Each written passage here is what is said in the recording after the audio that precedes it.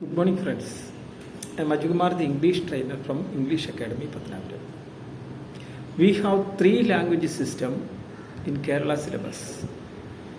See, when a student is in Kerala syllabus, at the age of 13, I think in 8th standard, he should learn 3 languages. Among these 3 languages, English is necessary to them. When a student reached 7th, at the end of the 7th standard, a student should be master English language. I think he should know the 4 skills of English language. How to read it, how to write it, how to listen and speak this language.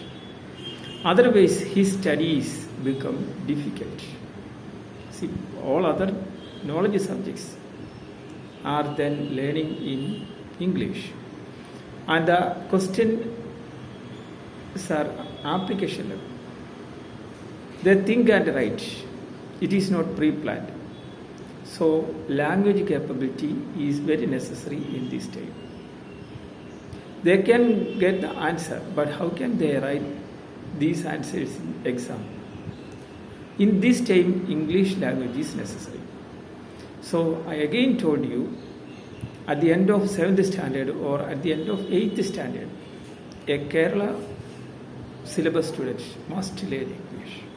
So English Academy giving support to students to get a good command of English.